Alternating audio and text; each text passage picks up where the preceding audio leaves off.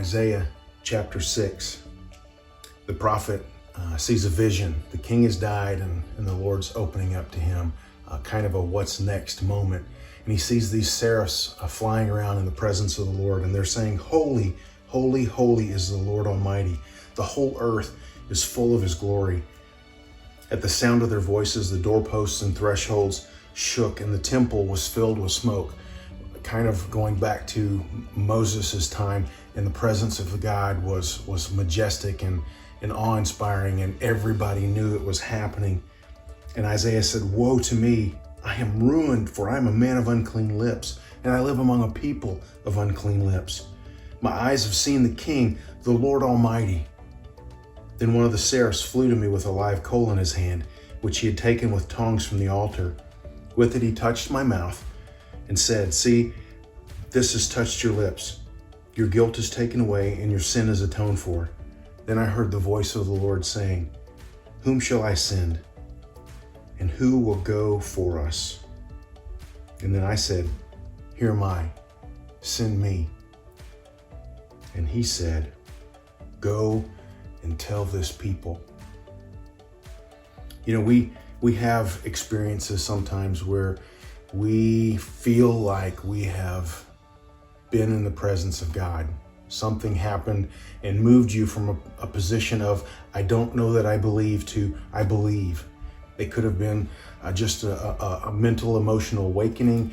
It could have been a horrible circumstance where God showed up and you felt the physical rescue, but something happened to you and you were bought back.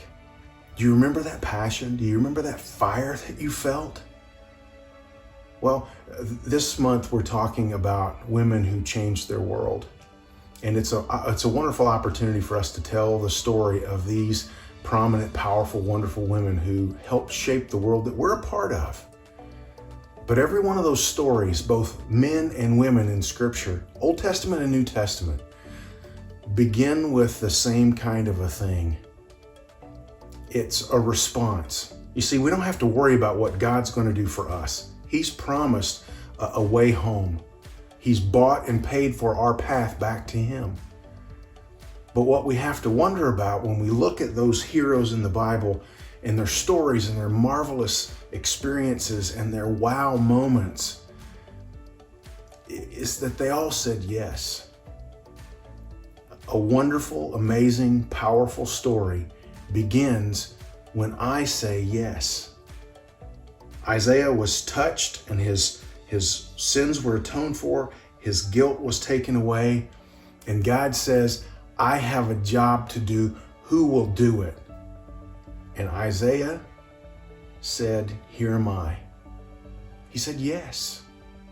I want to encourage you as you spend time in this book, don't just read devotion after devotion and get more knowledge in your head, the transfer of information from this book to your brain.